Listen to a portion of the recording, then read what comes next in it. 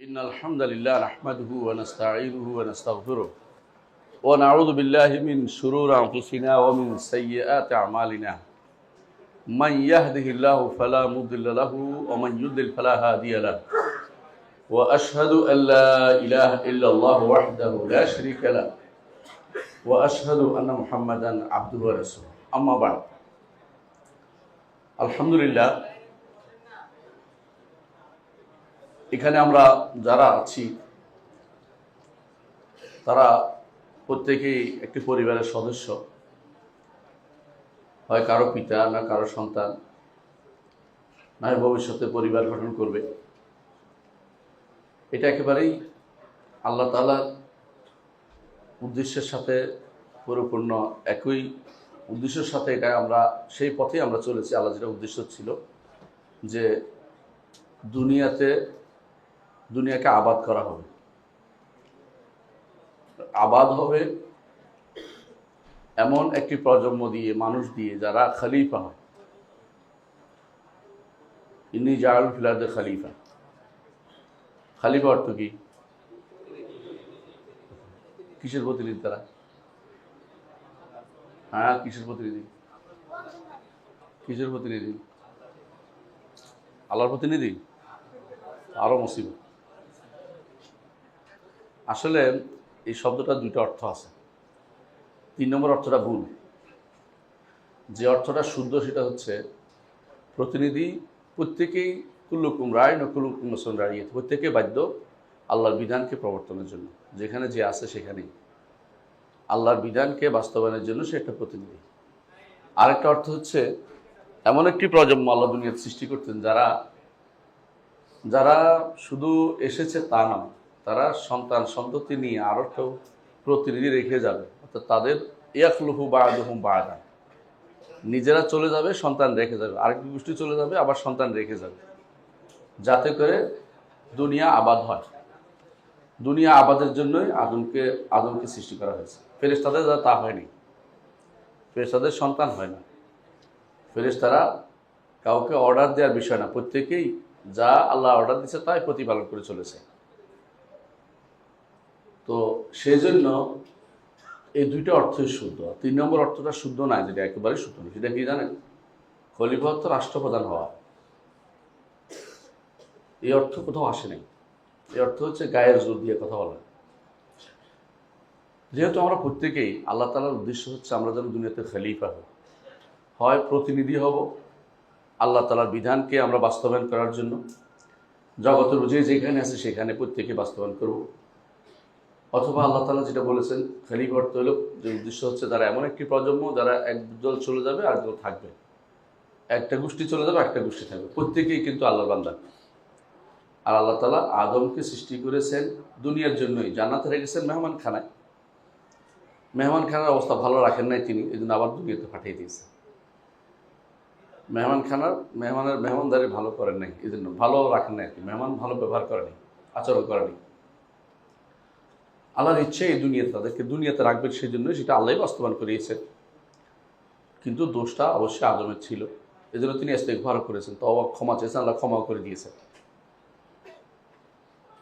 আমাদের প্রত্যেকেই কিন্তু একটা পরিবারের অংশ। আমরা আবারও বলছি, আল্লাহ তাআলা বলছেন ইয়া আইয়ুহাল্লাযীনা আমানু কু আনফুসাকুম ওয়া আহলিকুম নার। হে মানুষেরা, হে ইমানদাররা, কু আনফুসাকুম ওয়া আহলিকুম নার, নিজেকে বাঁচাও, পরিবারকে বাঁচাও আগুন থেকে। নিজেও বাঁচাও ও পরিবারকেও বাঁচাও। তাহলে একজন মানুষের দায়িত্ব কিন্তু দুটেই, এর অতিরিক্ত দায়িত্ব। এই দুইটা দায়িত্ব কিন্তু প্রত্যেকে পালন করতে হবে। নিজে বাঁচতে হবে, আর যে পরিবারে আছে সেই পরিবারকে বাঁচাতে হবে। অতিরিক্ত দায়িত্ব পালন, যখন তারপর অতিরিক্ত দায়িত্ব আসবে তখন অতিরিক্ত দায়িত্ব পালন করতে হবে। আপনি যদি কোথাও অতিরিক্ত দায়িত্ব পেয়ে যান রাষ্ট্রীয়ভাবে, তখন সেখানে আপনার অতিরিক্ত দায়িত্ব পালন করতে হবে। কি? কু আনফুসাকুম ওয়া আহলিকুম নারা, বাঁচাতে হবে, আগুন থেকে বাঁচানো মূল উদ্দেশ্য। আগুন থেকে বাঁচানো, আপনি এমন কাজ করবেন যাতে জান্নাতে যেতে পারেন, জাহান্নাম থেকে মুক্ত থাকতে পারেন। জাহান্নামে যাওয়া থেকে, জাহান্নামের আগুন যেন আপনাকে স্পর্শ না করে, এটা যেন আপনার সারা জীবনের উদ্দেশ্য হয়ে যায়। কু আনফুসাকুম ওয়া আহলিকুম নারা, এটা যেন প্রত্যেকের উদ্দেশ্য হয়। এর অতিরিক্ত দায়িত্ব, যার অতিরিক্ত দায়িত্ব আসছে সে অতিরিক্ত দায়িত্ব পালন করবে, কিন্তু এটুকু প্রত্যেকের লাগবে। এটুকু প্রত্যেকে লাগবে যে জাহান্নাম থেকে বাঁচতে হবে, জাহান্নাম থেকে নিজেও বাঁচতে হবে, পরিবারকে বাঁচাতে হবে। পরিবার বলতে কাকে বোঝায়? নিজের নিজের পরিবার বলতে যখন বাবা মা বৃদ্ধ হয়ে যায় তারাও পরিবার অংশ, কিন্তু এর আগ পর্যন্ত পরিবার শব্দ স্ত্রী এবং পরিবার সন্তান সদস্যকে পরিবার বোঝায়। আগে যারা ছিল তারা আমরা তাদের পরিবার, কিন্তু মূলত তারা পর যখন বৃদ্ধ হয়ে যায় আবার তারা আমাদের কাছে থেকে যায় পরিবার অংশ হিসেবে। এই হিসেবে একটা মানুষের কিন্তু বিশাল দায়িত্ব, নিজের পরিবারের প্রতি যে দায়িত্ব সেটা ব্যাপক। পিতা মাতা যদি অন্যদিকে চলে যায় তাদেরকেও হকের দিকে আনার কথা দায়িত্ব পালন করতে ইব্রাহিম আলাইহিস সালাম তা করেছেন। সন্তান সন্ততি অন্যদিকে চলে গেলে তাদেরকে হকের দিকে ডাকতে হয়, যেমন নূহ আলাইহিস সালাম করেছেন। ইব্রাহিম আলাইহিস সালাম সন্তানের ব্যাপারে যতটুকু করেছেন দায়িত্ব অনুভূতি করেছেন, স্ত্রীর ব্যাপারেও দায়িত্ব অনুভূতি থেকে সেরকম দায়িত্ব পালন করতে হবে। প্রত্যেকেই এই জায়গাতে অত্যন্ত শক্ত থাকতে হবে যে এটা আমার দায়িত্বের ভিতরে পড়ে, কারণ না হলে আগুনে যেতে হবে, আগুনে জ্বলতে হবে। যে আগুনের ব্যাপারে আল্লাহ তাআলা বলছেন ওয়াকুদুহান নাস ওয়াল হিজারা, যার ইন্ধন হচ্ছে মানুষ এবং পাথর। আলাইহা মালাইকাতুন গিলাযুন শিদাদুন লা ইয়াসুনাল্লাহা মা আমারহুম ইয়াফআলুনা মা ইউমারুন, যে আগুনের উপরে পাহারাদার হিসেবে নিয়োজিত আছে এমন সব ফেরেশতা যারা অত্যন্ত কঠোর। ফেরেশতারা আবার কঠোর আল্লাহ যেভাবে বানিয়েছেন তাদেরকে, কেন? শাস্তি দেওয়ার জন্য, যাতে করে সেখান থেকে পালিয়ে যেতে না পারে কেউ। আগুনে ঢুকলে অপমান করা হয়, ইমানদার যদি আগুনে ঢুকে তাকে অপমান করা হচ্ছে। রব্বানা ইন্নাকা মান তুদখিলিন নার ফাকাদ আখযাইতা ওয়া মা লিয-যালিমিন মিন আনসার। আগুনে ঢুকলে প্রথমে অপমান, দ্বিতীয়ত কষ্ট, তৃতীয়ত বের হইতে না পারলে তো শেষ, জীবন শেষ, মানে তার পুরো জীবনটাই বেঁচে গেল। আর যদি কোনোদিন বের হয় তাহলে অপমানজনক চিহ্ন কপালে থাকবেই, জাহান্নামীও লেখা থাকবে, আল্লাহ যতদিন পর্যন্ত তা মুছে না দেয়। আর জাহান্নামে পড়া মাত্রই সে আগুন সহ্য করার ক্ষমতা মানুষের নাই, সুতরাং তাদেরকে জাহান্নাম থেকে বাঁচতেই হবে। আল্লাহ যা নির্দেশ দিবে তাই শুধু ফেরেশতারা পালন করে, সুতরাং তা বের হতে পারবে না কেউ। এর মধ্যে দেখেন আল্লাহ তাআলা আরও নির্দেশ দিয়েছেন পরিবারের ব্যাপারে, ওয়া'মুর আহলাকা বিস-সালাতি ওয়াসতাবির আলাইহা লা নাসআলুকা রিজকান নাহনু নারযুকুকা ওয়াল আকিবাতু লিত-তাকওয়া। আর তোমরা তোমাদের পরিবারকে সালাতের নির্দেশ দাও। সালাত এমন একটি ইবাদত যে ইবাদতের মধ্যে একসাথে সবগুলি আসে। সালাতের মধ্যে কি আছে? আকীদা আছে, সালাতের মধ্যে তারবিয়া আছে, সালাতের মধ্যে আল্লাহর দাসত্ব আছে, সালাতের মধ্যে আল্লাহর তাসবিহ আছে, সালাতের মধ্যে আল্লাহর রুউ স্বীকৃতি আছে, আজমতের স্বীকৃতি আছে, সালাতের মধ্যে আল্লাহ তাআলার যত ইবাদতের মৌলিক জিনিসগুলো সালাতের মধ্যে আছে। এই যে সালাতে থাকতে হবে, নিজের যে সন্তানকে সালাতে রাখতে হবে, আর ওয়াসতাবির আলাইহা, এর উপর সবর করতে হবে, লেগে থাকতে হবে, সবর, যে ছাড়াছাড়ি নেই, কোনোদিন ছাড়া যাবে না। লা নাসআলুকা রিজকান, আল্লাহ তাআলা বলছেন আপনার কাছে রিজিক চাই না, নাহনু নারযুকুকা, আপনাকে আমরাই রিজিক দেই। অর্থাৎ আল্লাহ কারোর কাছে রিজিক চায় না। দুনিয়ার বুকে মানুষ কিছু করলে তাকে প্রতিদান চায়, আল্লাহ তাআলা প্রতিদান চায় না বান্দার কাছে, শুধু এটাই চায় বান্দা শুকরগুজার হোক, শুকরিয়া আদায় করুক। ওয়াল আকিবাতু লিত-তাকওয়া, যারা মুত্তাকী হবে তাদের পরিণতি ভালো হবে। তাহলে প্রত্যেকটি মানুষই কিন্তু পরিবারের সদস্য আল্লাহর নির্দেশগুলি প্রতিপালন করতে হবে। 3 নম্বর যেটা আল্লাহর নির্দেশ, রাসূলুল্লাহ সাল্লাল্লাহু আলাইহি ওয়াসাল্লাম বলেছেন, আলা কুল্লুকুম রাঈন ওয়া কুল্লুকুম মাসউলুন আন রাইয়াতি, তোমরা প্রত্যেকেই রাখা, আর প্রত্যেকে তার রাখালিপনা সম্পর্কে তাকে জিজ্ঞাসা করা হবে। আমার প্রত্যেকেই রাখা, দায়িত্বহীন নই। আফহাসিবতুম আন্নামা খালাকনাকুম আবাতান ওয়া আন্নাকুম ইলাইনা লা তুরজাউন, মনে করেছো যে এমনি সৃষ্টি করেছে, তা কিন্তু না। আল্লাহর কাছে ফিরে যেতে হবে, দায়িত্ব, আপনাকে প্রশ্ন উত্তর দিতে হবে, মানে আপনাকে দায়িত্ব অনুভূতি আপনার ছিল কিনা সেটা আপনি হয়তো মনে করছেন যে আমি দুনিয়ার বুকে পাগলের মতো চলে গেলেই কাজ হবে, তা কিন্তু না। সেখানে গেলে আপনাকে উত্তর দিতে হবে। আপনারা জানেন ভালো করে যে ঈমান আনার জন্য কিছু জিনিস করতে হয়, কিছু জিনিস অন্তরে ধারণ করতে হয়, কিছু জিনিস বলতে হয়, কিন্তু ঈমান চলে যাওয়ার জন্য কিছু না করলেও ঈমান চলে যায়। এর অর্থ হচ্ছে আপনি দায়িত্ব অনুভূতি আপনার থাকতে হবে, দায়িত্ব পালন করতে হবে। প্রত্যেকেই তার পরিবারের প্রতি দায়িত্বশীল, এমনকি যে পরিবার বিয়ে করে না তারও দায়িত্ব আছে, পিতামাতার প্রতি দায়িত্ব রয়েছে, আর যে বিয়ে করেছে তার পরিবারের প্রতি দায়িত্ব রয়েছে। এই দায়িত্ব প্রত্যেকে অনুভব করতে হবে যে আমার দায়িত্ব রয়েছে। কেউ যদি বলে আমি যেমনি ইচ্ছে এমনি চলবো স্ত্রী, তা কিন্তু হবে না। সন্তান যেমনি ইচ্ছে এমনি চলবে, তা কিন্তু হবে না। আপনার দায়িত্ব বহন করতে হবে। আপনাকে দায়িত্ব বহন না করতে পারলে আপনি তাকে বিদায় করে দিবেন। দায়িত্ব মানে পারবেন না, সে যদি অন্যায় উল্টা করে আপনি তাকে রাখতে, আপনার কথা শুনে না, তো তার সাথে আপনার কোনো শরীয়তে চলার কোনো অধিকার আপনার নাই। এই জন্য প্রত্যেকে আমরা বুঝতে পারছি তিনটা জিনিস। একটা হচ্ছে পরিবার হচ্ছে মাসউলিয়া, দায়িত্ব, আর দ্বিতীয় নম্বর হচ্ছে পরিবার হচ্ছে রাখালিপনা, দায়িত্বের পরে এটাকে আমার আদায় করতে হবে। 3 নম্বর হচ্ছে এটা আমানতদারিতা। এই 3টি জিনিসকে প্রত্যেকে তার পরিবার মধ্যে রক্ষা করতে হবে, যে আমি মাসউল, আমি দায়িত্বশীল, আর আমি এদের লালন পালন করবো, আর আমি আমানতদারও। আমানতের খেয়ানত যেন না হয়ে যায়, আমানতের খেয়ানত যেন না হয়ে যায়। সন্তান সন্ততি আপনার কাছে আমানত, স্ত্রী পরিজন আপনার কাছে আমানত, এগুলি যেন নষ্ট না হয়। রাসূলুল্লাহ সাল্লাল্লাহু আলাইহি ওয়াসাল্লামের এই হাদিসটা আপনার মনে আছে, কাফা বিল মারএ ইসমান আন ইউদাইয়া মা ইয়াকুত। যার দায়িত্ব, লালন পালন দায়িত্ব কোনো মানুষের উপর রয়েছে, সে যদি কোনো তার পরিবারকে রেখে পালিয়ে বেড়ায়, তাহলে এটার জন্য গুনাহ হওয়ার জন্য এটাই যথেষ্ট। বিশাল দায়িত্ব এটা। এই দায়িত্ব অনুভূতি অনেক আগেকার দিনের মানুষকে পালিয়ে বেড়াতো, যে বিশাল দায়িত্ব, এটা কীভাবে গ্রহণ করবো। অনেকে সেটা সহযোগিতা করতো, এ ব্যাপারে স্ত্রী তাকে সহযোগিতা করতো। দায়িত্ব অনুভূতি এটা বিশাল দিন। দায়িত্ব নাই, আপনি মনে করছেন যেভাবে যা ইচ্ছা তা করে বেড়াবেন, এটা আসলে ইসলামী শরীয়তের দৃষ্টিভঙ্গি না। প্রথম যে মনে করতে হবে আপনাকে, যে আমার দায়িত্ব রয়েছে, অনুভূতিটা আপনার মধ্যে আসতে হবে। আমি একজন দায়িত্ববান পুরুষ, আমি যে যা ইচ্ছা তা করে বেড়াতে পারি না, আমি দায়িত্ববান মানুষ। আমি এই দায়িত্ব আমার রবের প্রতি যেমন আছে, আমার পরিবারের প্রতি তেমন রয়েছে। প্রথম কাজ হচ্ছে রবের প্রতি দায়িত্ব পালন করা। সবাই দেয় না, এটা ওমা খালাকুল জিন্না ওয়াল ইনসা ইল্লা লিয়াবুদুন, সবাই এটা মুখস্থ পারে। তো পরিবারের দায়িত্বটা অনেকেই ভুলে যায়। এই দায়িত্ব অনুভূতি থেকেই বিয়ের আগ থেকে দায়িত্ব শুরু হয়ে যায়। আপনাকে বিয়ে করার ক্ষেত্রে অবশ্যই যোগ্য দিনদার দেখে বিয়ে করতে হবে। পছন্দটা যেন দিনদারের মধ্যে থেকে হয়। রাসূলুল্লাহ সাল্লাল্লাহু আলাইহি ওয়াসাল্লাম কি বলেছেন, তুনকাহুল মারআতু লিআরবা। একটা নারীকে 4 কারণে বিয়ে করা হয়। বিয়ে করতে বলেছে এরকম না, বিয়ে করা হয় সাধারণত 4টা কারণ। একটা কি, তার সম্পদের জন্য, বংশের জন্য, অথবা সৌন্দর্যের জন্য, আর দিনদারির জন্য। রাসূল বলেছেন দিনদারিকে প্রাধান্য দিতে। অন্য বাকি সবগুলি যে কোনো সময় নষ্ট হয়ে যেতে পারে, যে কোনো সময় বিপদে ফেলতে পারে আপনাকে। যদি সে দিনদারি না থাকে, তার সম্পদ তার বিপদের কারণ হতে পারে। যদি দিনদারি না থাকে, সৌন্দর্য তার জন্য আরও বড় বিপদের কারণ হতে পারে, অহংকারী হয়ে যেতে পারে নারী। দিনদারি না থাকলে তার বংশ বিক্রি করে বেশি দিন খাওয়া যাবে না। দিনদারি সবার উপরে, দিনদারিকে রাসূলুল্লাহ সাল্লাল্লাহু আলাইহি ওয়াসাল্লাম সবার উপরে স্থান দিতে বলেছেন। সুতরাং আপনার দায়িত্বের মধ্যে একটা হচ্ছে, প্রথমে আগে দিনদার স্ত্রী খুঁজবেন। সেই দিনদার মানে হচ্ছে ওই রাস্তায় রাস্তায় ঘুরে বেড়ায় সেটা না, ওই নারী যে ঘরে থাকে। বর্তমানে যে নারী ঘরে থাকবে সে নারী দিনদার। যে নারী রাস্তায় ঘুরবে, সে যতই সে দেখায় যে আমি তো তালিম করতেছি, তো তালিমের কাজ ভালো নয়। রাস্তায় ঘুরেও নারী ভালো না। যে নারী ঘরে থাকে, দায়িত্ব পালন করে, ঘরের ভিতরে তার যতটুকু, আল্লাহ যে বলেছেন ওয়াকারনা ফি বুয়ুতিকুন্না, তোমরা তোমাদের ঘরে অবস্থান করো, আল্লাহর নির্দেশ প্রতিপালন করতে, ঘরের বাইরে তার ভালো লাগে না, সেই নারী হচ্ছে দিনদার নারী। মনে করতে হবে আপনাকে। সালাত আদায় করে, আল্লাহর হক আদায় করে, বান্দার হক আদায় করে, সেই ব্যক্তি অবশ্যই দিনদার নারী। দ্বিতীয় দায়িত্ব হচ্ছে আপনার তার মাহার দিবেন। আল্লাহ বলছেন আতুন নিসা সাদাকাতিহিন্না নিহলা, মাহার দিবেন।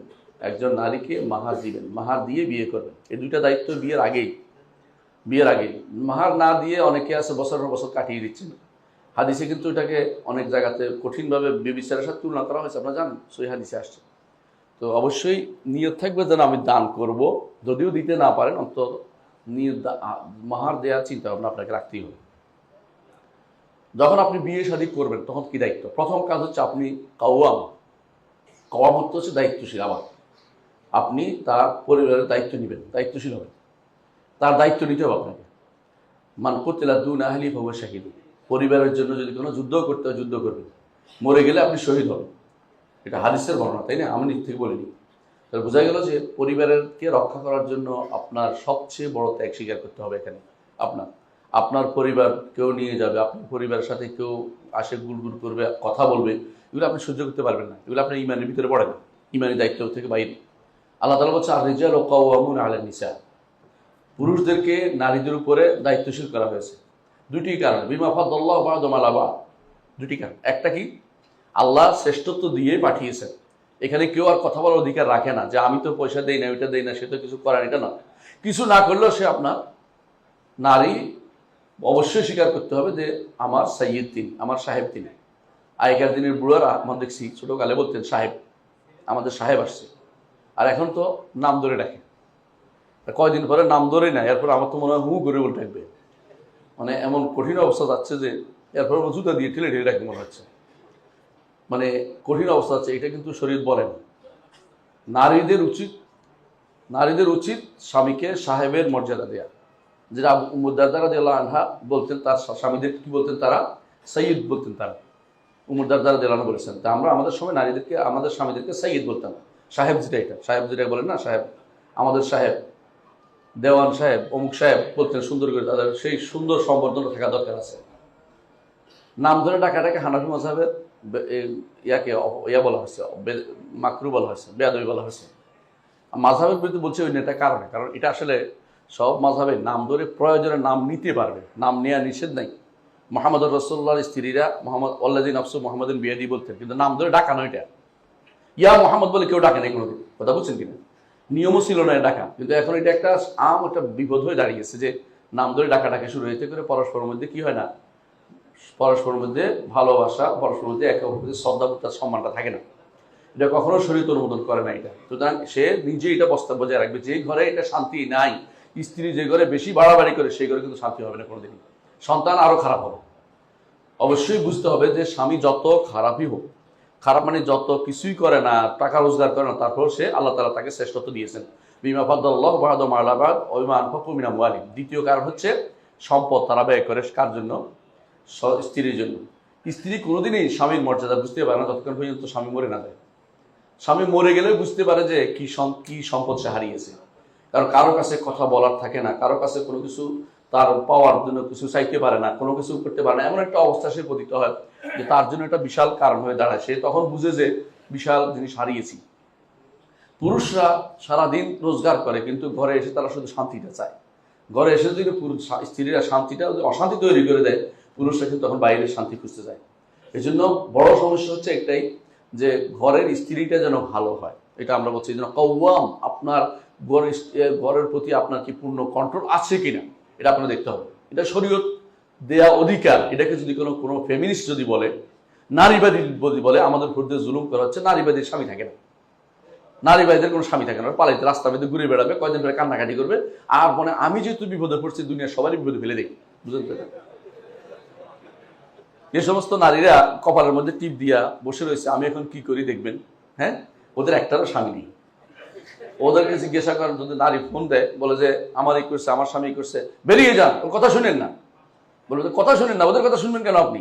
আর যদি বলে যে উনি তো আমার বসের কথা বলছি, স্বামীর কথা বলি না, কত ধৈর্য ধারণ করেন, আপনার চাকরির টাকা পয়সা থেকে আসে। এ হচ্ছে বর্তমান জগতের অবস্থা। এগুলি হচ্ছে সবগুলি বিভ্রান্তি। কওয়াম, অবশ্যই পুরুষরা স্বামী স্ত্রীদের উপরে কওয়াম থাকতে হবে, মানে তাদের আল্লাহর দেওয়া অধিকার এটাকে মেনে চলতে হবে। যদি স্বামীকে না মেনে চলা হয়, ওই ঘর শান্তিতে কোনোদিনও পড়বে না, ওই ঘর শান্তি হবে না। আপনার স্বামীকে মানার মতো টেন্ডেন্সি তৈরি করতে, প্রত্যেকটি নারীর উচিত স্বামীকে মানা। সে যত কিছুই হোক স্বামীকে মেনে চলতে, ইমান যদি থাকে তার স্বামীকে মেনে চলতে হবে। কিছুই করে না, কিছু কাজ করতে পারে না, কিটা পারে না, ওইটা পারে না, কোনো দোষ ধরবেন না, আপনি করে ফেলুন।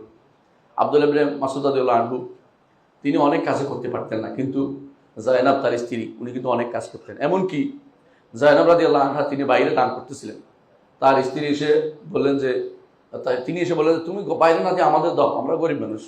কে বললেন? আব্দুল্লাহ ইবনে মাসউদ রাদিয়াল্লাহু আনহু। তিনি যাই রাসূলুল্লাহ দরবারে, ইয়া রাসূলুল্লাহ, আমি বাইরে দান করতে চাই, কিন্তু আব্দুল্লাহ ইবনে মাসউদ নিয়ে দিতে চাই। বলে তুমি তোমার স্বামীকে দিলে তার বেশি সওয়াব হবে।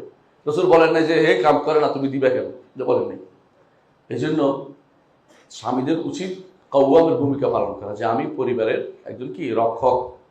এই নয় যে আমি যা ইচ্ছা তা করে পারবো, এটাও না, জুলুম করার জন্য আমরা বলছি না, কিন্তু পরিবারের রেয়ায়া তার দায়িত্বের ভিতরে পড়ে, তাকে দেখাশোনার দায়িত্ব তাদের ভিতরে পড়ে। 4 নম্বর যে কাজটি হচ্ছে ইনফাক, খরচ করার দায়িত্ব। আল্লাহ তাআলা বলছেন লিয়ানফিক যু সাআতিন মিন সাআতিহি, প্রত্যেকে তার অবস্থা অনুসারে কি করবে, খরচ করবে। ওমান কুদিরা আলাইহি রিজকুহু ফালিয়ুনফিক মিম্মা আতা আল্লাহ, যার কম সে কম ব্যয় করবে, কিন্তু খরচ করবে। স্বামীরা স্ত্রীদের জন্য খরচ করবে। কি খরচ করবে? নাফকা দিবে, সুকনা দিবে, থাকার জায়গা দিবে, খাবারটা দিবে, কথা বলছেন কিনা? এই দুইটা এফাক করবে, পবিত্র রাখবে, তাকে পবিত্র রাখার জন্য যতটুকু তাকে সেটা করবে। অবশ্যই তাকে পবিত্র রাখে, নিজে পবিত্র থাকবে, তাকেও পবিত্র রাখবে। সুতরাং এটা অবশ্যই গুরুত্বপূর্ণ একটি অধিকার, যেটা তার সন্তানরা, স্ত্রী তার উপরে পাবে। আরেকটি জিনিস হচ্ছে স্ত্রী তার কাছে একটা সম্মান পাবে। সেই সম্মানটা কি? ঘরের ভিতরে যে কোনো কাজে তার পিছিয়ে লেগে থাকা উচিত না। কথা বলেন কিনা? লবণ বেশি দিছ, তরকারি কম দিছ, ওইটা কম দিছ, ওইটা বেশি দিছ, এগুলো লেগে থাকা হচ্ছে এটা সবচেয়ে নিকৃষ্টতম পুরুষের কাজ। রাসূলুল্লাহ সাল্লাল্লাহু আলাইহি ওয়াসাল্লাম কি করতেন? কোনোদিন কোনো মা আবাত আমার কাজ খাবারের কোনো দৌড় ধরতেন না। পছন্দ হলে খাইতেন, না হলে খাইতেন না। এই অভ্যাস তৈরি করা আপনার মধ্যে আসা উচিত। তো ঘরের মধ্যে তাকে পূর্ণ স্বাধীনতা দিবেন, তার চলাফেরা, তার ততটুকু দরকার এটার মধ্যে। বাইরে রাস্তা হাঁটা স্বাধীনতা না, এটা তার অধিকারের ভিতরে পড়ে না। দ্বিতীয়ত, স্ত্রীর পরিবারের লোকদেরকে যতটুকু পারেন সম্মান দিতে চেষ্টা করবেন, কারণ এর মাধ্যমে তার মনটা বড় হবে, স্ত্রীর মনটা বড় থাকবে। কিন্তু এই সম্মান বলতে এটা বোঝাচ্ছি না যে নিজের পিতা মাতার উপর দিয়ে তাদেরকে সম্মানিত করবেন, এটা কিন্তু বলা হচ্ছে না। অর্থাৎ তাদের যতটুকু করলে স্ত্রী খুশি থাকবে অতটুকু আপনি করার চেষ্টা করবেন। 6 নম্বর যে কাজটি করতে হবে এটা হচ্ছে আপনি আপনার স্ত্রীর সাথে এমন আচরণ করবেন যাতে করে এটা থেকে প্রত্যেকে শিখতে পারে, শিক্ষণীয় একটা ভূমিকা হয়। সে বুঝতে পারে যে আমার স্বামী আমার প্রতি রহমদিন, দয়াদ্র। সে আশেপাশের মানুষ বুঝতে পারে এই পরিবারটা সুন্দর চলছে। আপনি যেরকমভাবে চলবেন সন্তানরা সেটা শিখবে। দেখবেন আপনি যদি কোনো খুব ঘরে ঢুকেই ইজা দাখালা আসেদা ওইজা খারাজা ফাহেদা, যেমন হাদিসের আগে একটা আসছে যে ঘর থেকে বেরোয়ার সময় যেন চিতাবাঘ, ঘরে ঢুকলে যেন বড় বাঘ, এরকম যেন না হয়। আপনাকে অবশ্যই রসুলের সুন্নাহ মোতাবেক আপনাকে ঘরে ঢুকতে হবে, ঘরে কথা বলতে হবে। রাসূলুল্লাহ সাল্লাল্লাহু আলাইহি ওয়াসাল্লামের স্ত্রীরা তার সাথে কথা বলতেন এমনভাবে যেন তারা পরস্পরের মধ্যে হৃদ্যতাপূর্ণ সম্পর্ক ছিল। আবার যখন বেরিয়ে গেছেন, কেউ সালাতের আজান হয়েছে, প্রত্যেক রসুল কাউকে ছিলেন না, সেভাবে চলে গেছেন, এই অবস্থা আপনাদের বিরাজ করতে হবে। 7 নম্বর যেটা হচ্ছে তাদের প্রতি উত্তম ব্যবহার আপনাকে করতে হবে। উত্তম ব্যবহার যেন এরকম না হয় যে কারো হক নষ্ট করে যাদের না। উত্তম ব্যবহার কিরকম? কোনো কারণে কারো অন্তরে আঘাত পেয়েছে, আপনি তার আঘাতটাকে করার চেষ্টা করবেন, আঘাতটাকে নিরাময় করার চেষ্টা করবেন। সফিয়া রাদিয়াল্লাহু আনহার ঘটনা বলি আমরা। সফিয়া রাদিয়াল্লাহু আনহা 2টা ঘটনা বলবো। 1 নম্বর হচ্ছে তাকে বলা হয়েছে একজনে তার স্ত্রীদের মধ্যে, রাসূলের স্ত্রীদের মধ্যে একজন বলছে ইহুদির মেয়ে বলছে। রাসূলুল্লাহ সাল্লাল্লাহু আলাইহি ওয়াসাল্লাম বললেন তুমি বলো যে আমি তো নবীর মেয়ে। তাহলে ইহুদি তো নবী ছিলেন, একজন নবীর মেয়ে, মানে তাকে এটা ঘুরেই দিলেন এমনভাবে যে তার অন্তরেও শান্তি, আর ও কিছু বলারটা অতিরিক্ত বলতে পারল না। আবার আরেক ঘটনা, রাসূলুল্লাহ সাল্লাল্লাহু আলাইহি ওয়াসাল্লাম যাচ্ছিলেন মক্কাতে হজের জন্য। হজের সময় সাথে ছিলেন সফিয়া রাদিয়াল্লাহু, তার ঘোড়াটা, তার ওটটা ছিল সবচেয়ে ভালো। এইটাই কিন্তু হঠাৎ করে এটা বসে গেছে, এটা চলে না। তো তিনি কান্নাকাটি শুরু করে দিয়েছেন। রসুল এসে তাকে আবার করলেন যে অসুবিধা নাই, আল্লাহ ব্যবস্থা করবে, আমরা আরেকটা ব্যবস্থা করব, করে তাকে সান্ত্বনা দিলেন। তো সান্ত্বনা দেয়া তার বিশেষ অবস্থাতে এটা কিন্তু অবশ্যই একজন স্বামীর কর্তব্যের ভিতরে পড়ে। সেখানে গিয়ে তার সাথে কেন এটা হচ্ছে, তুমি সবসময় এরকম করো, এই জাতীয় ব্যবহার যেন না করা হয়। আবার কিন্তু এটার অর্থ এই নয় যে সান্ত্বনা দিকে আরেকজন অধিকার যেন নষ্ট না হয়। একবার আপনারা জানেন সেই ঘটনাটা, যায়েনব রাদিয়াল্লাহু আনহা তিনি কিন্তু সুন্দর হাইস বানাইতে পারতেন, ভালো খাবার বানাইতে পারতেন। আয়েশা রাদিয়াল্লাহু আনহার কাছে রাসূল ছিলেন, এমন সময় তিনি খাবার বানিয়ে পাঠিয়েছিলেন। আয়েশা রাদিয়াল্লাহু রাগ করে আয়েশা রাদিয়াল্লাহু আঘাত করে ভেঙে ফেলেন। রাসূলুল্লাহ সাল্লাল্লাহু আলাইহি ওয়াসাল্লাম দুই দিকে ধরে নিয়ে তার আসহাবে সোফাকে বলে ফেলেন, কুলু, তোমরা খেয়ে নাও, গারাত উম্মুকুম, তোমাদের মা রাগ করেছেন, তোমাদের মা অত্যন্ত গায়রত আসছেন, আত্মমর্যাদাবোধ, কেন আমার এখানে কেন আরেকজন খাবার দিবে আমার দিন। তো এই জন্য তিনি ধরেছিলেন, সবাই খেয়ে ফেলেছে। তারপর এসে বললেন, আয়েশা তোমার ভালো প্লেটটা ওকে দিয়ে দাও। কেন? তুমি আরেকজনের হক নষ্ট করতে পারো না। এটা আপনার খেয়াল রাখতে হবে যেন আপনার ভালোবাসা যেন কখনো আরেকজনের ক্ষতির কারণ না হয়ে যায়। আপনার যদি অন্য কোনো কারো অধিকার নষ্ট হয় এমন কিছু আপনি সহ্য করবেন না। 8ম যে কাজটি করবেন হলো ঘরের কাজ। ঘরের স্ত্রীর সাথে সহযোগিতা করবেন। রাসূলুল্লাহ সাল্লাল্লাহু আলাইহি ওয়াসাল্লাম যখন ঘরে আসতেন স্ত্রীদের সহযোগিতা করতেন। আপনারও সে কথা উচিত। হাদিসে আছে রাসূলুল্লাহ ঘরে যাই কি করতেন, তো যে কোনো পরিবার যেভাবে আসছে সেভাবে তাদের সহযোগিতা করতেন। রান্না হলে রান্না, যে কোনো কাজ জন্য তাদের সহযোগিতা করতেন, এটা হাদিস দ্বারা প্রমাণিত। 9 নম্বর, পরিবারের চ্যাপ্টার শেষ করেছি আমি, এখন আর স্ত্রীর চ্যাপ্টার, আমি ছেলেদের চ্যাপ্টার দিয়ে আসি।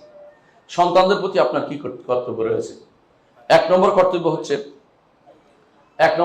হচ্ছে তাদেরকে আকিদাগতভাবে তাদেরকে পরিশুদ্ধ করা, এটা আপনার প্রথম দায়িত্ব। এই জন্যই হতে পারে, এটাও অন্য কিছু হতে পারে, আমরা কোনো সব নির্ধারণ করে দিচ্ছি না। তবে আপনারা জানেন যে আযান ও ইকামতের মাসআলাটা আছে, যদিও হাদিসটা দুর্বল অনেকে বলে। ইবনে কাইয়িম রাহমাতুল্লাহ আলাইহি বলেছেন যে হাদিসটা আমলযোগ্য। এটা কোনটা? কানে আযান দেওয়ার মাসআলাটা। তো কানে আযানের মধ্যে প্রথম দুনিয়াতে আসার পরে আপনার সন্তানের প্রতি আপনি কি ঢুকিয়ে দিলেন? আকীদাটা পরিশুদ্ধ করার নীতিটা ঢুকিয়ে দিলেন। এটাকে কেউ দুর্বল বলছে, আমি জানি না তা না, আপনাকে জেনে শুনে বলতেছি, এটা আমল করে, আমল করা কি আছে বোঝে। তাজিমুল কাইম রহমতুল্লাহ আলাই আমাদেরকে বলছে এটা করতে, কারণ এটার মধ্যে ফায়দা বেশি। ফায়দা হচ্ছে প্রথম তার কর্ণ ঘুরে ঢুকবে কি তাওহীদের বাণী ঢুকবে, তাওহীদের বাণী ঢুকবে এবং তার মধ্যে রিসালাতের বাণী ঢুকবে। আল্লাহ তাআলা বড় এর ছোট সন্তান বড় হওয়া পর্যন্ত তাকে দেখেন একটা ওসিয়ত আমাদের জন্য আল্লাহ তাআলা আমাদের জানিয়ে দিয়েছে। সেটা কি? লোকমান তার সন্তানকে ওসিয়ত করেছেন, ইয়া বুনাইয়া লা তুশরিক বিল্লাহ ইন্নাশ শিরকা লাযুলমুন আযীম। দেখছেন তো? তাহলে ছোট বাচ্চাদেরকে প্রথম যে কাজটি করতে হবে, শিরিক মুক্ত রাখার চেষ্টা করতে হবে আপনাকে। শিরিক যদি থাকে তাহলে আপনি কিন্তু বিপদে পড়ে যাবেন। বর্তমান সময়ে শিরকের ছড়াছড়ি আছে। আপনাকে ছোটকাল থেকে শিখাতে হবে ইসলাম কমপ্লিট কোড অফ লাইফ, ইসলাম পরিপূর্ণ জীবন ব্যবস্থা। ইসলামের মধ্যে কোনো কিছু শুধু জীবন না, পরকালীন জীবনের সাথে সম্পৃক্ত ইসলাম। ইসলাম ছাড়া চলার কোনো সুযোগ নেই, তাকে এটা বুঝাতে হবে আপনাকে। তার অন্তর ঢেলে দিতে হবে যে ইসলাম পরিপূর্ণ, এখানে আর কিছু পরিপূর্ণ করা নেই, আল্লাহ পূর্ণ করে দিয়েছেন। প্রয়োজন তার কাছে কানের ভিতরে সারাদিনটা বারবার বলতে হবে, যাতে তা মুখস্থ হয়ে যায়, অন্তরের ভিতরে বসে যায় যে ইসলাম ছাড়া অন্য কোনো তন্ত্র মন্ত্র আমাদের কাজে লাগবে না, গণতন্ত্র ইসলামে নাই। এটা বুঝাইতে হবে, তার অন্তরের ভিতরে ঢুকাই দিতে হবে সেটা, যাতে করে পরবর্তী কোনো দলের ভিতরে না ঢুকে। তারা দলীয় ইসলাম নাই, তাদের বুঝাইতে হবে। ইসলামের কোনো দলবাজি নেই, এটা বুঝাইতে হবে তার অন্তরের ভিতরে। কোনোদিন ইসলাম দলবাজি ছিল না। ইসলাম 1200 শতাব্দী পর্যন্ত, হিজরি 1200 পর্যন্ত ইসলাম কোনো দল ছিল না। এখন দল ঢুকলো কেন? কাফেরদের দ্বারা আমরা প্রতারিত হয়েছি, আমাদের যুব সমাজ প্রতারিত হয়েছে, আমাদের বৃদ্ধরা প্রতারিত হয়েছে, আমাদের আলেমরাও প্রতারিত হয়েছে। তারা এখন দলবাজি ছাড়া চলতে পারে না। দল ছাড়া নাকি আর কোনোদিন ইসলামের ক্ষমতায় যাওয়া যাবে না, কিছু করা যাবে না, এই চিন্তা তারা বিভোর হয়েছে। সন্তানের অন্তরের ভিতরে ঢুকাইতে হবে যে এটা একটা ঘৃণিত জিনিস, এটা কোনোদিন ইসলাম অনুমুক্ত না। তাহলে প্রথম আকিদাগত তাকে কি করতে হবে? আকিদাগতভাবে তাকে পরিশুদ্ধ করে তুলতে হবে। কথা কি বুঝাতে পারছি? সন্তানকে আকিদাগত পরিশুদ্ধ করতে হবে। রাসূলুল্লাহ সাল্লাল্লাহু আলাইহি ওয়াসাল্লাম কি করেছেন? 10 বছর একটা বালককে তার বাহনের পিছনে বসিয়ে আকিদা শিক্ষা দিয়েছেন। দেখছেন তো? কাকে? নিজের পরিবার নাই, কিন্তু পরিবারের এক সন্তানকে, নিজের পরিবারের সন্তান বড় হয় নাই, কিন্তু অন্য সন্তানকে যেহেতু করেছেন। ইবনে আব্বাস রাদিয়াল্লাহু আনহুকে বাহনের পিছনে বসিয়ে বলেছেন, ইয়া গুলাম ইন্নী উআল্লিমুকা কালিমাত, প্রিয় বৎস তোমাকে কিছু কালেমা শিক্ষা দেব। ইহফাজিল্লাহ ইয়াহফাজুকা, ইহফাজিল্লাহ তাজিদহু তুজাহা, আল্লাহর হেফাজত আল্লাহ তোমার হেফাজত করবে। তারপর বলেছেন ইয়া সাআলতা ফাসআলিল্লাহ, যখন চাইবে আল্লাহর কাছে চাইবে, যখন সাহায্য চাইবে আল্লাহর সাহায্য চাইবে। এইটা শিক্ষা দিতে হবে। আল্লাহ ছাড়া কারো কাছে চাওয়া যায় না। কবর, মাজার, পীর, অমুক তমুক কারো কাছে যাওয়ার কোনো দরকার নেই। কারো কাছে বরকত চাইবেন না, কারো ফয়েজ ও বরকত আসে না, এগুলো মিথ্যা কথা। ফয়েজ ও বরকত এগুলো বললেই শিরিক হয়। কবর থেকে কোনো ফয়েজ আসে না, হুজুর থেকে কোনো ফয়েজ আসে না, হুজুরের হাতে চুমু দিলে কিছু পাওয়া যায় না। বুঝাচ্ছে কথাটা? এইগুলো চিন্তা করবেন না কোনোদিন। এগুলি করেই তো আমাদের ধ্বংস হয়েছে। বাচ্চাদেরকে ছোটকাল থেকে শিক্ষা দিবেন যে এগুলিতে কিছু নাই, তখন তারা এই জুজুর ভয় থাকবে না। এদেরকে স্বাধীন বানাবেন, শুধু আল্লাহর বান্দা বানাবেন। কোন ইবাদ আল্লাহর বান্দা শুধু বানিয়ে দিবেন।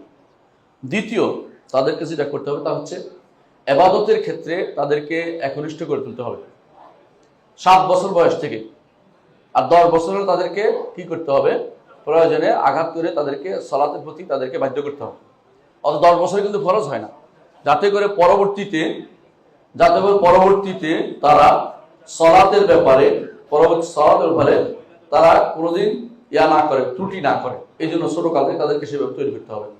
রাসূলুল্লাহ সাল্লাল্লাহু আলাইহি ওয়াসাল্লাম বলেছেন, মুরু আবনাকুম বিসসালাতি ইযা বালাগু আশরান, তোমাদের সন্তানদেরকে সালাতের নির্দেশ যখন তারা 7 বছর যখন হবে, ওয়াদরিবু মান ইযা বালাগু আশরান, 10 বছর যখন হবে তাদেরকে এটা না করলে আঘাত করো, সালাত না পড়লে আঘাত করো। কেন? কারণ যে কোনো সময় তারা শয়তান তাকে পেয়ে বসতে পারে। সালাতে থাকলে, সালাত হচ্ছে একটা জিহাদের মতো, সালাত হচ্ছে জিহাদের মতো, নফসের বিরুদ্ধে জিহাদ, শয়তানের বিরুদ্ধে জিহাদ। এবং সালাত হচ্ছে যত বাতিল ফেরকার বিরুদ্ধে জিহাদ। সালাতটা যত সুন্দর হবে, আপনার ইসলামের মধ্যে নসিবুল ইসলামের টুকু আপনার আছে ইসলামের মধ্যে। সালাতটা আপনি সুন্দর করে পড়তে পারছেন, বুঝাই বলে আপনি একটু ভালো আলেমে দিন, আপনি বুঝেন দিন সম্পর্কে। এই জন্য যে কেউ সালাত সম্পর্কে তার মধ্যে যখন খারাপ দেখা যাবে, সলবে সালিম বলতেন, দেখো তার সালাত কেমন। যদি সালাত খারাপ হবে, বলতে যে এলসিলিয়া দেয় কেমন, তার দিয়ে ফেলো, তোমার এ লোক ভালো না, সালাত ভালো পড়ে না। কিন্তু সালাত সুন্দর করে পড়তে হবে। সালাতের সবকিছু বাচ্চাদের শিখাতে হবে, কেমনে সালাত পড়ে এটা তাকে শিখাতে হবে। শুধু লাফালাফি নয়, উঠাউঠি নয়, সালাত কেমনে পড়তে হয় তাকে বুঝিয়ে দিতে হবে। সালাতটা বুঝিয়ে দেন সুন্দর করে, সারা জীবন তার কাজে লাগবে। এই জন্য রাসূলুল্লাহ সাল্লাল্লাহু আলাইহি ওয়াসাল্লাম বলেছেন, সন্তানদেরকে সালাতের নির্দেশ দাও 7ম বছরে, 10 বছর তাদেরকে আঘাত করো। আর যদি বালেগ হয়ে যায়, সালাত যদি না পড়ে তার সাথে আপনার সম্পর্ক থাকতে পারবে না। সালাত না পড়লে আপনার তার ঘরে জায়গা নেই। এখন সে কি করবে চিন্তা ভাবনা করুক। কথা কি বুঝতে পারছি? সালাত তাকে পড়তেই হবে। ইমানের পরেই সালাত, আর ইমানের সাথেই সালাত। সালাত সাথে কেন বলছি? আমরা আহলে সুন্নাত জামাত বিশ্বাস করি যে আমলও ইমানের অংশ, আমলও ইমানের অংশ। আর আমল, যে আমলটা ইমানের একেবারে সরাসরি অংশ, সেটা হচ্ছে সালাত। রাসূলুল্লাহ সাল্লাল্লাহু আলাইহি ওয়াসাল্লাম বলেছে, আল্লাহ তাআলা কোরআনে বলেছেন, ওমা কানা আল্লাহু ইউদিউ ঈমানাকুম, এর তো বিসলাতাকুম, তাফসীর করেছে সবাই। এবং বুখারী রাহমাতুল্লাহ কিতাবুল ঈমান দেখেন, আপনি পাবেন এই বিষয়ে। তাহলে আপনি ইবাদতের ক্ষেত্রে তারবিয়া ইবাদিয়া, তার ইবাদত তারবিয়া ইবাদত তারবিয়া দিবেন তাদেরকে, সন্তানদেরকে। এবং স্ত্রীকেও এর আগেও দিয়েছেন। আমি বলছিলাম না স্ত্রীর কথাটা, আগে স্ত্রীকেও দিতে হবে। পরিবারকে, আপনার পরিবারের মধ্যে সালাত যেন আপনার ঠিক থাকে। যেই পরিবারে সালাত ঠিক আছে সম্পূর্ণ, ওই পরিবারে শয়তান ঢোকা খুব কঠিন। তৃতীয়ত, তারবিয়া ইজতিমাইয়া, সন্তানদেরকে তাদের চাচা, তাদের মামা, তাদের দাদা দাদি, এদের সাথে পরিচিত করে তুলবে, এদের সাথে ব্যবহার করতে শিখাবে। আমাদের গ্রামাঞ্চলে এখনো দাদা নানি বা বড় যারা, তাদেরকে আপনি বলে, ছোটদেরকে তুমি বলে। শহরে অভ্যাসটা খুবই খারাপ, সবাই তুমি শুরু করে দিয়েছে। এটা কোনোদিনই গ্রহণযোগ্য না। এটাকে পরিবর্তন করার চেষ্টা করবেন, এটা পরিবর্তন করার চেষ্টা করবেন। তাদেরকে শিখিয়ে দিবেন যে বড়দেরকে আপনি করে বলতে হয়, এটা আদব। এটাকে কোনো নেগেটিভলি দেখা উচিত না। সভ্যতা আমাদের অনেক দূর নষ্ট করে দেয়, আমাদের সভ্যতা আমাদের ইমানের অনেক কিছু নষ্ট করে দেয়। এটা শিখিয়ে দিবেন যে দাদাদেরকে আপনি করে বলতে হয়, বড় যারা তোমার থেকে বয়স হয় তাদেরকে আপনি করে বলতে হয়। এর মাধ্যমে সুবিধা হবে, ঝগড়া কমে যাবে। আপনি করে ঝগড়া খুব একটা হয় না, তুমি করে ঝগড়া প্রচুর পরিমাণে বাঁধে। এটা আপনি বুঝতে পারেন। এই জন্য চেষ্টা করবেন, এই আমাদের সব জায়গাতে প্রথা খারাপ না। ইসলাম বলে আল উরফু কাশশারঈ মা লা ইউখালিফু শারঈ, প্রথা শরীয়তের মতো, তো শরীয়ত বিরোধী না। এই প্রথাগুলি ভালো, এগুলিকে সব মুছে দিতে হয় না। একবার দেখছিলাম, বদলে দাও বদলে নাও। আরেকজন লিখছে সব কিছু বদলাতে নেই। আমার কাছে মনে হয় সব বদলাতে নেই, কিছু জিনিস ভালো যেগুলি থাকে এগুলো বদলাতে নেই, যেগুলি খারাপ সেগুলি বদলে ভালোর দিকে আসতে হয়, ভালোগুলি বদলে খারাপ দিকে যেতে হয় না। প্রথম আলুর এই বদলে দাও বদলে নাও, এটা আমরা শুনি না। আমরাও সব কিছু বদলাতে নেই এই নীতিতে আমরা বিশ্বাসী। যেগুলি শরঈ জিনিস, শরীয়তের জিনিস, ইমানি জিনিস, আকীদার জিনিস, এগুলি বদলাইতে হয় না, এগুলি প্রতিস্থাপন করতে হয়, এগুলি জায়গা বসাই দিতে হয় জায়গা মতো। সুতরাং আপনার সামাজিকভাবে তাদেরকে যোগ্য করে তুলুন, যে তারা মানুষের সাথে মিশতে পারে, চলতে পারে, সেরকম যোগ্য করে তুলুন। 4 নম্বর, শারীরিকভাবে তাদেরকে যোগ্য করে তুলুন, তাদেরকে সুযোগ দিন। নমু লোকাবি যেটাকে বলা হয়, কথা বলা, চলাফেরা, খেলাধুলা, তাদেরকে সুযোগ দিন। আপনি খেলার চেষ্টা করুন তাদের সাথে, ভদ্র পরিবেশ তাদেরকে খেলাধুলার ব্যবস্থা করে দিন। 5 নম্বর দায়িত্ব হচ্ছে বাচ্চার সাথে আপনি খেলবেন। আপনারা জানেন যে লা'ব ইবনাকা সিত্তান, তোমার সন্তানের সাথে কথা বলা যাবে না, নিরবিচ্ছিন্ন কাজ করতে হবে। হ্যাঁ, সন্তানের সাথে তুমি 6 বছর তুমি খেলাধুলার মতো কাজ করবে, বাকি 6 বছর তারবিয়ত দিবা। কত হইল? 12 বছর। বাকি 6 বছর তুমি তাকে তালিম দিবা, তার বাকি 6 বছর এরপর তাকে তার কাঁধের উপর রশি ছেড়ে দেওয়া, অর্থাৎ সে আবার কাজ করে খায়। একটা পিতার দায়িত্ব রয়েছে, এই দায়িত্বানুভূতি আপনার থাকতে হবে। সন্তান আপনার ছোট কাল থেকে আপনাকে যেন বন্ধুর মতো পায়, এরকম না আপনাকে দেখলে পালাইতে আরম্ভ করে, এটা যেন না হয়। আবার কাঁধে উঠে যেন না যায়, এটাও দেখবেন। কাঁধে উঠে পর্যন্ত সন্তান কাঁধে উঠতে পারে, কিন্তু উদ্দেশ্য এটা নয়। উদ্দেশ্য হচ্ছে সে এমন আবদার না করে বসে, যা শরীয়ত বিরোধী। সে যেন বলতে না চায় যে ঘরের টিভি নেই, এটা যেন বলতে না পারে। সে তো বুঝে যে প্রথম দিন থেকে টিভিটার মধ্যে হারাম দেখানো হয়, টিভিটার মধ্যে শুধু হারাম দেখানো হয়, টিভিটার মধ্যে ভালো কিছু দেখানো। যে নারী খবর পাঠ করতেছে ওরা দেখা কি বৈধ নাকি? যে পুরুষ খবর পাঠ করছে তার নারীর তার দিকে তাকিয়ে থাকা বৈধ নাকি? তাহলে বেহুদা কাজ আপনি কেন করবেন? এই খবর দেখার কোনো দরকার নেই, এই পত্রিকারও সন্তানের দরকার নেই। দুইটা জিনিস থেকে একেবারেই পুরোপুরি আউট হয়ে যায়। তারা পত্রিকা বিক্রেতা, তারাই বলে আবিষ্কার করেছে কিভাবে কি করতে হবে। তাদের প্রোগ্রাম দেখে আপনাকে হয় ফেমিনিস্ট বানাবে, নয় দিন থেকে বাইরের লোক নিয়ে বানিয়ে ফেলবে। এ থেকে আমাদের বাইরে যেতে হবে। 6ষ্ঠ যে কাজটি করতে হবে, সন্তানকে নিয়ে সলাতে যান। সন্তানকে নিয়ে সলাতে যান, আমি বুঝাতে পারছি কথাটা? সন্তানকে নিয়ে সলাতে যান, এর মধ্যে তার আপনারা সওয়াব হবে এবং তার বিয়ে হবে। এটা তার বিয়ে হবে। 7ম কাজ করতে হবে, তার মধ্যে গুনার প্রতি ঘৃণা জাগ্রত করুন, গুনার কাজের প্রতি ঘৃণা জাগ্রত করুন। তাকে দেখবেন যে বলবেন যে এই যে মুখ খুলে হাঁটতেছে এরা ভালো কাজ করে না, এই যে রাস্তায় চলতেছে এই মানুষগুলি ভালো না, এই যে কাপড় ছবি দেখা যাচ্ছে ভালো না। আপনার তার সামনে পত্রিকা রাখবেন না, যে পত্রিকাগুলি সবচেয়ে ছবি দেখা যায় মানুষের, সেটা আমার মনে পড়ে। আমি আমার ওস্তাদ তাহিব রুবাইয়াত দাওসরির সামনে বসা ছিলাম। উনি পত্রিকাটা এক নজর পড়ে একেবারে কুটি কুটি করে ফেলছে। আমি মনে করছি রাখলে আমি একটু দেখবো, আমারও দেয়নি। মানে আমি বলতেছে বাচ্চারা এগুলি পেলে খারাপ হয়ে যাবে, পত্রিকা রাখা যাবে, এভাবে রাখা যাবে না। খবরটা দেখে নিলাম, এরপরে কুটি কুটি করে ফেলে দিচ্ছে, তাদেরকে আর কেউ পড়তে না পারে, মিলিয়ে পড়তে পারবে না এমন করে দিচ্ছে। কেন? তাদেরকে এটার অনেকে আছে পত্রিকার এই মাথা থেকে ওই মাথা পর্যন্ত না পড়লে শান্তি হয় না। হ্যাঁ, একেবারে শুরু থেকে শুরু করে ওই সর্বশেষ পত্রিকাকে বের করেছে ওইটা পর্যন্ত পড়ে। এগুলি হচ্ছে বিভ্রান্তি, আর কোনো কাজ পায় না, বসে বসে পত্রিকা সব নষ্ট করে। এগুলি দিয়ে কোনো উপকার হয় না। বড় হলে যারা যখন ভালো মন্দ বুঝতে শিখবে তখন সবই শেখার সুযোগ হবে, কিন্তু ছোট কালে তাদেরকে পত্রিকার মধ্যে ছবির দিকে তাদেরকে কখনো তাদেরকে আকৃষ্ট করার জন্য সুযোগ না পায়, সে খেয়াল রাখবেন। যাবতীয় গুণার প্রতি তার মধ্যে একটা, তাদের মধ্যে কিন্তু একটা গুণার প্রতি ঘৃণা তৈরি করে দিবে তাদের মধ্যে। 8 নম্বর, তাদেরকে প্রথম কাজ করবে কোরআন হেফজের জায়গাটা। কোরআন হেফজের জায়গাটা তাদেরকে প্রথম বলতে, আল্লাহর বাণী তোমার মুখস্থ অট্টুকু করবা, অট্টুকু তোমার সম্মান। তোমার সম্মান অট্টুকু দুনিয়াতেও নির্ধারিত হবে, আখিরাতেও নির্ধারিত হবে আল্লাহর কোরআনকে হেফজ করার মাধ্যমে। কথা বুঝতে পারছি? এটা তাদেরকে প্রথম দিন থেকে তোলেন যে তোমার সম্মান নির্ধারিত হবে আল্লাহর বাণী কতটুকু তোমার ভিতরে আছে। ফাইনা মানজিলাতাকা ইনদা আখির আয়াতিন তাকরাউহা, হাদিসে আছে রাসূলুল্লাহ বলেছেন কিয়ামতের দিন তোমার মর্যাদা ওই জায়গা হবে যে সর্বশেষ জায়গা তুমি যেটা তুমি পড়ে শেষ করতে পেরেছো, যতটুকু তুমি মুখস্থ করেছো অতটুকু তুমি যতটুকু পড়বা, হাসরের দিন অতটুকু ঘুরে উঠতে থাকবে তুমি। এটা তাকে অবশ্যই আপনি তৈরি করবেন। 9 নম্বর হচ্ছে তাকে অন্যকে সম্মান করাটা শিখাবেন। অন্যকে সম্মান করা, পাশের লোক আসছে মসজিদ, তাকে কীভাবে সম্মান করতে হবে শিখাবেন। তার জুতার উপরে জুতা না উঠে দেবে, তার কাঁধের উপরে উঠে না যায়, বলবেন এটা একটা সম্মানের ব্যাপার, তাকে শিখাবেন। ছোটকাল থেকে বাচ্চাদেরকে শিখাবেন অন্যকে কিভাবে সম্মান করতে হয়, অন্যের অধিকার কিভাবে সংরক্ষণ বাচ্চাদের শিখাবেন। কারো কিছু নিয়ে আসলে ছাড় দিবেন না, বলবেন না এটা ভুল করেছে, যাই মাপসে রেখে আসো।